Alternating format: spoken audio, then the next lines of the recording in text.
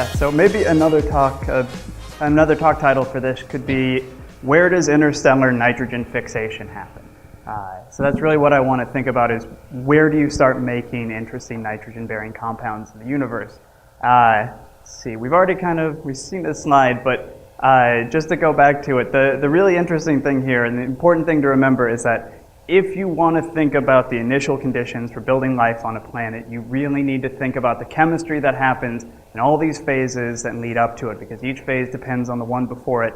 And the chemical inventories you find in things like meteorites and asteroids and comets, as well as just the chemical abundances the planets start with, depend on the early stages of the chemistry.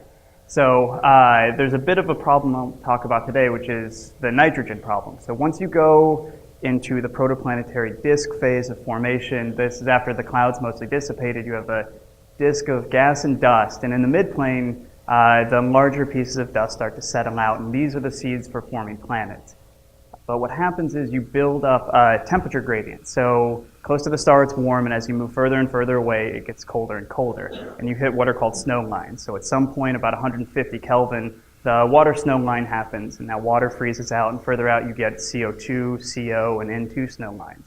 And so in a really simplistic view, this is the material that is going to be accreted onto your planet. So if you switch to a top-down view, as you move further and further out, you hit water ice and ammonia and clathrates and things like that. So if you form a planet fairly close inside the water snow line, like an Earth, what you get is a silicate-rich, water-poor planet, but as you move further and further out, you make gas and ice giants, and these have very different elemental compositions.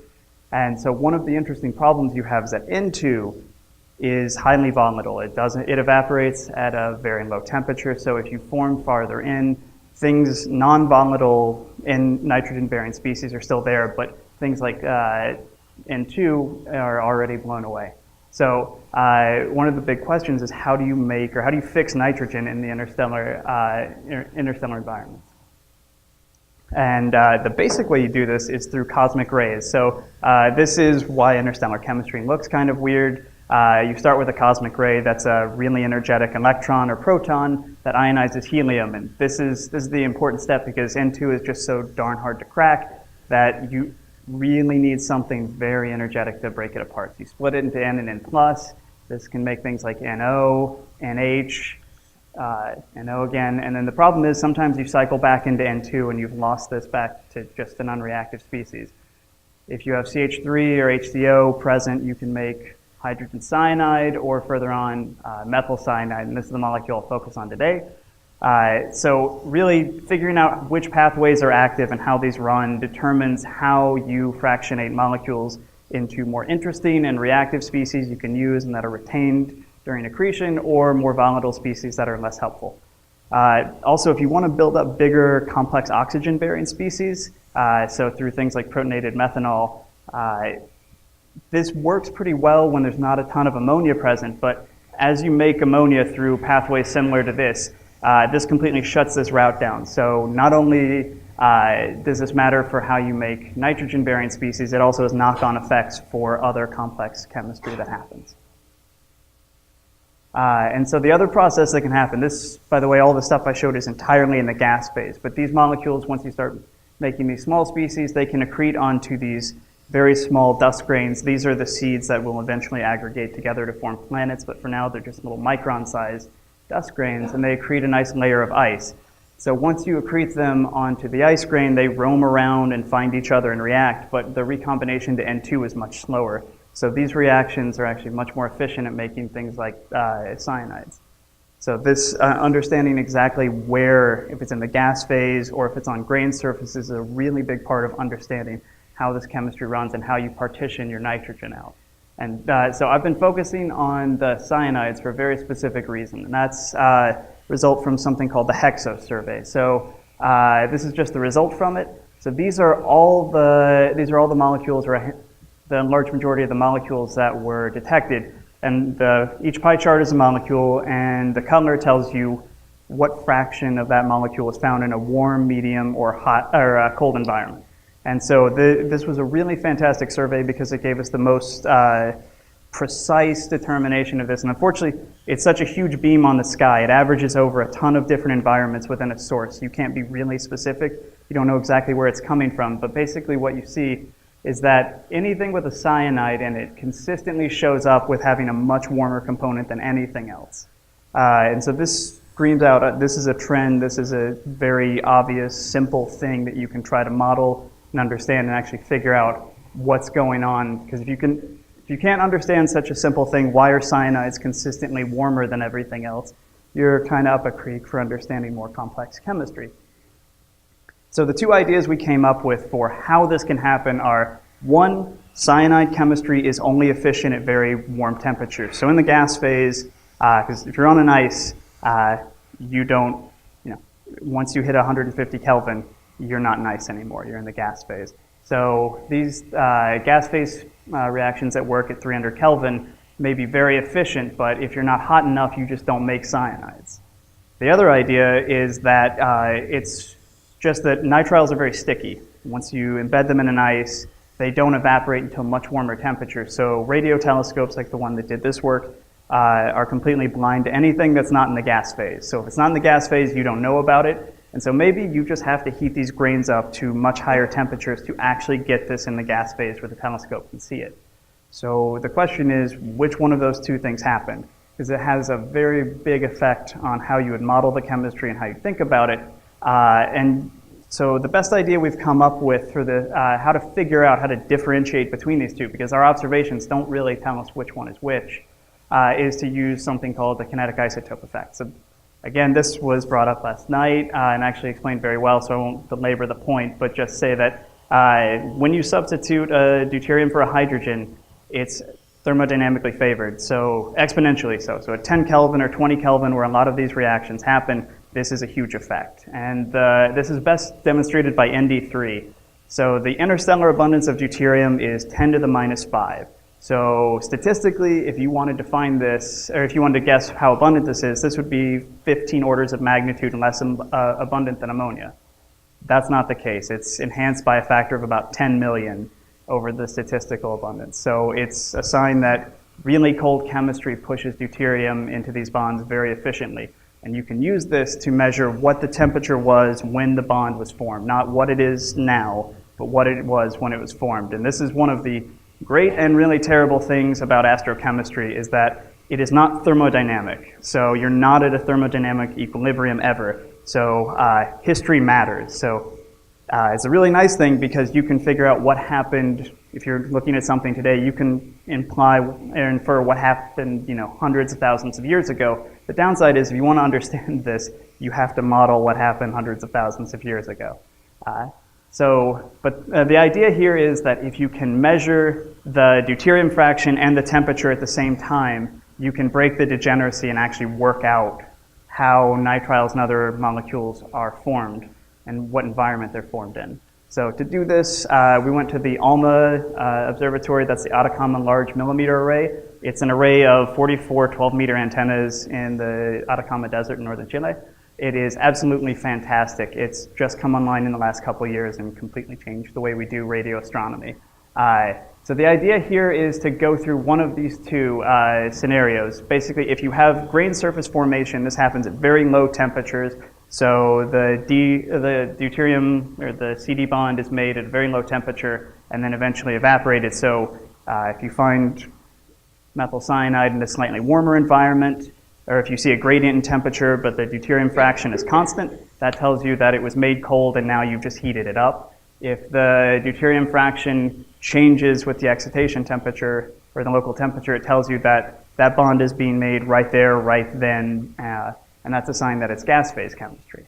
So that's exactly what we did. We asked for time in cycle 3 and were awarded, actually we did all this in only half an hour, but we were very lucky because we had to do this in a very extended configuration. So the beauty of this telescope is you could pick up individual antennas and move them around and change the resolution of the telescope. By doing interferometry, you can actually piece back together the entire image of your source at incredibly high spatial resolution. So the trick here is that you actually need to be able to see the source with enough resolution to spot the temperature gradient happening. If you just average over a whole big complex thing, you don't there's no good way to figure out what happened because you're just sort of summing up a bunch of things that you're not really sure what they are.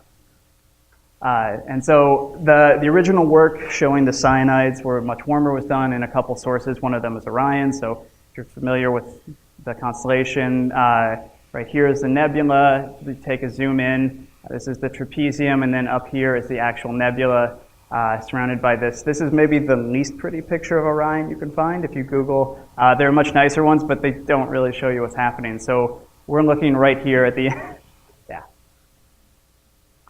so if you zoom in one more time, these are explosive outflows caused by an interaction about 500 years ago. So that sets the dynamical time for the whole thing. And then the nebula we're looking at is right in here. The black spot isn't a lack of something, it's foreground dust, the actual nebula we want to look at. So this is the optical image, and now we'll switch to the radio. And so now it completely changes. Where there was nothing, this is a continuum image of the warm dust. And it turns out Orion is an incredibly spatially complex source. Each one of these is a point source. These are probably protostars or other clumps of gas and dust that are either already fusing or are condensing down and will start becoming actual stars and planets. And the length scale here, that's 137 AU. That's about the outer edge of the solar system. So each one of these is a whole solar system across. But the nice thing is our pixel size is about the orbit of Neptune, so we can see, as something's heating up, we can actually see the temperature gradients happening. And so the really nice thing about ALMA is it's not just an image, it's a data cube. So at each pixel, we get a spectrum. And the spectrum look like this. So it's a huge amount of data that comes through. This is just one of our spectra of deuterated methyl cyanide. So each one of these is a line. The relative abundance between these tells you the temperature. The absolute abundance tells you the abundance. And so we measured this, and then a couple of carbon-13 methyl cyanide lines. We can't actually measure the non-carbon-13 lines so easily, but we measure these together. So we go through as we fit the temperature and the abundance of deuterated cyanide and carbon-13 cyanide at the same time at every single pixel throughout the cube. That gives us our deuterium fraction and our temperature. Just to show you, we can actually do this. So we have here, this is the temperature we fit. Each one of these sources, so we find about 6 unique sources where we can actually detect stuff. It's not that there's nothing, no data in these other points, but these are the only places where we find sufficient abundance to actually do the fits. And we can actually resolve, like up around the hot core here, so this is an active and outflowing protostar, and in front of it we see really hot gas that tapers off into cooler gas. We can actually measure this on a scale that's commensurate with the actual heating mechanism. So you can actually get in there and see these things in detail sufficient enough to measure this. So now if we fit the D to H ratio, the log D to H ratio, and plot it, so down here 10 to the minus 5, that's what you would expect if you just took the interstellar average. Each one of the colors is just a different clump we measure. They're all incredibly enriched in deuterium, so much so that these all had to form at something like 10 or 20 Kelvin. So this says that this is entirely grain surface formation, that the bulk of this was formed incredibly cold, not in the warm gas, but on a cold grain surface, and that really what you're seeing is just the effect of having to heat cyanides considerably more to get them off the grain surface and into the gas. That's the general and interesting thing. The caveat is that if you zoom in on this, and this structure is all real, there is signs basically that as you go up in temperature, the deuterium fraction starts to drop off. One, each clump is different, so they all show different behavior. A couple of the really cold clumps actually show enhanced deuterium as you warm up, which is a little counterintuitive, but a lot of the warmer clumps that we know are being irradiated are starting to show drops in deuterium fraction as you heat them up, which would imply that after you've made this on the grain surface, you start chewing up this population and making a second population of warmer deuterium poor methyl cyanide. So it's not so simple. Maybe, in fact, probably what's happening is you make this stuff cold and then slowly you chew on it and make a second set. So it's unfortunately not one or the other, but probably a little bit of both that's happening. So with that, I'd just like to take a second to thank all the collaborators and people that helped make this possible. Thank you all for listening. I'll leave my conclusions up.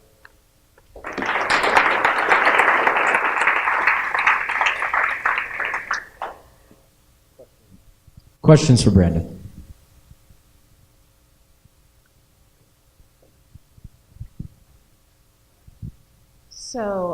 just wondering, because I really think this mostly proves right that the methyl has to be created in the cold environment.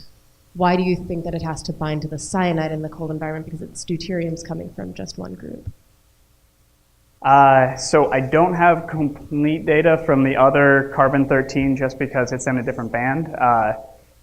But both the carbon-13 show roughly the same abundance, so it would imply that they're all basically coming from the same place. But the problem is deuterium fractionation depends on mass, and carbon-13 fractionation is so much weaker and really difficult to prove, especially with our signal-to-noise.